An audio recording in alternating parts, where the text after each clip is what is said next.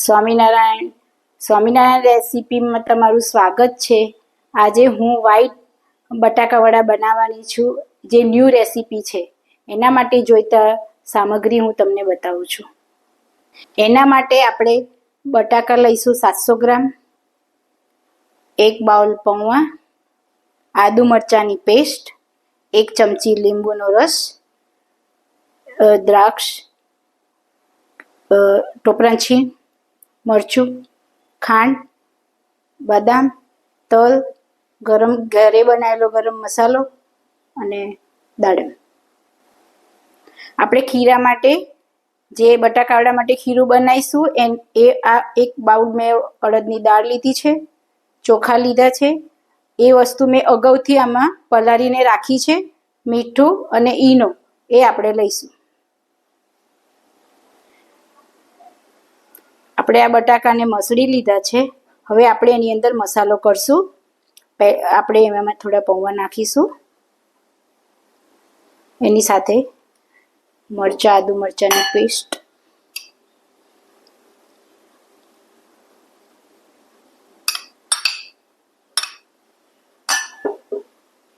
ખાંડ,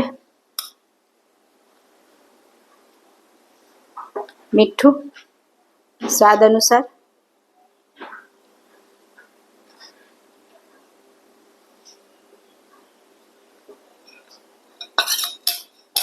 બદામ, લીંબુનો રસ, ટોપરાં છીણ,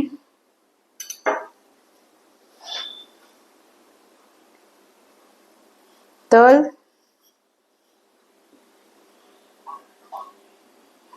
દાડમ તમારે જો નાખવા હોય તો તમે નાખી શકો છો, નહીંતર સ્કીપ કરી શકો છો એને। ગરમ મસાલો જે ઘરે બનાવેલો છે, કિસમિસ, થોડું મરચું ને કોથમીર। હવે આપણે બધું મિક્સ કરી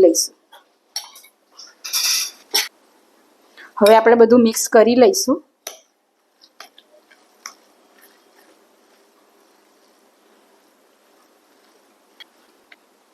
આ માવો આપણે રેડી થઈ ગયો છે બટાકાવડાનો। હવે એના આપણે બોલ્સ બનાવીશું અને પછી એનું ખીરું બનાવીશું। આ બોલ આપણે રેડી થઈ ગયા છે। હવે આપણે એના માટે ખીરું બનાવીશું। હવે આપણા મિક્સર જારમાં ખીરું બનાવવા માટે અડદની દાળ અને ચોખા જે પલાળ્યા હતા એ હવે આપણે મિક્સર જારમાં નાખીને આપણે મિક્સ કરશું। મીઠું હવે આપણે સ્વાદ અનુસાર અંદર નાખીશું। હવે આપણે મિક્સર જારમાં એને ક્રશ કરી લઈશું।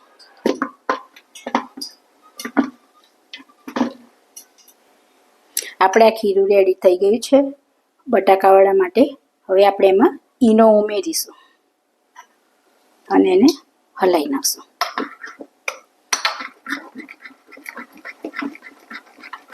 જેથી એકદમ સોફ્ટ બટાકાવડા થાય। ઈનો જ નાખો, સેજીના ફૂલ ના નાખવા, જેથી સેજીના ફૂલ નાખો તો તમારું તેલ ભરાઈ વધારે રહેશે। આમાં તેલ ભરાઈ નહીં રહે અને ક્રિસ્પી થશે। આપણા તેલ ગરમ કરવા મેં અગાઉથી મૂકી દીધું હતું। હવે તેલ આવી ગયું છે, ગરમ થઈ ગયું છે, એટલે આપણે હવે એની અંદર બટાકાવડા કરવા માટે નાખીશું।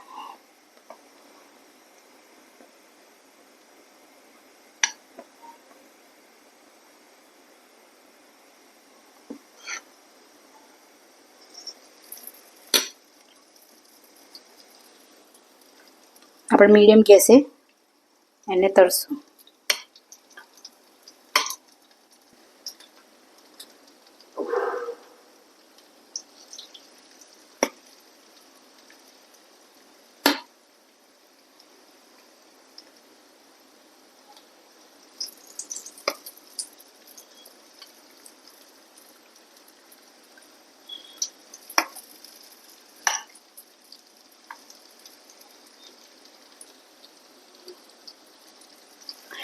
હવે આપણે એને મીડિયમ ગેસે આપણે એને તળીશું.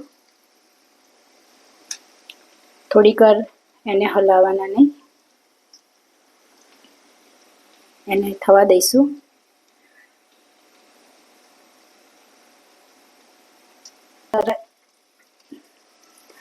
એકદમ ફૂલાઈ ગયા છે, જો મસ્ત.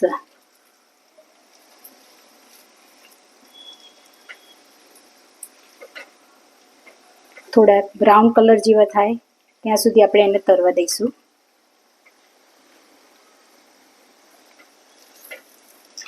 હવે થોડા બ્રાઉન કલર થાય એટલે આપણે કાઢી લઈશું.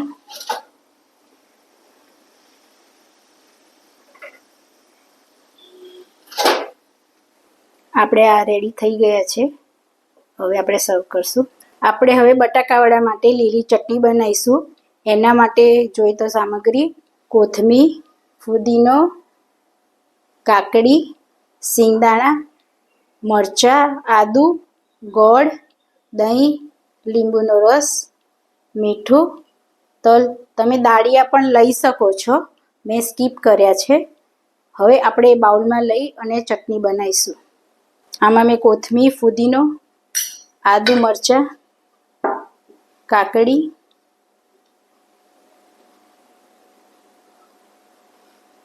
ગોળ,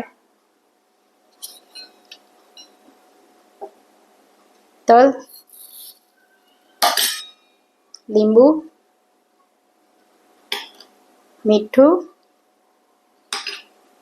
દહીં અને સિંગદાણા. હવે આપણે થોડું એમાં પાણી ઉમેરશું. હવે આપણે એમાં મિક્સર જારમાં બધું લઈ લીધું છે. હવે આપણે મિક્સરમાં ક્રશ કરી લઈશું. ચટણી રેડી થઈ ગઈ છે. આપણે આ તીખી ચટણી રેડી થઈ ગઈ છે. હવે આપણે સર્વ કરશું. આપણે આ વ્હાઈટ બટાકાવડા રેડી થઈ ગયા છે. તીખી ચટણી પણ રેડી થઈ ગઈ છે. આ સોસ મેં ઘરે બનાવેલો છે. અને હવે આપણે મહારાજને ધરાવશું. અને મારો વિડીયો તમને પસંદ આવ્યો હોય રેસીપીનો તો લાઈક કરજો, સબસ્ક્રાઈબ કરજો અને શેર કરજો. જય સ્વામિનારાયણ. જય મહારાજ. જમો.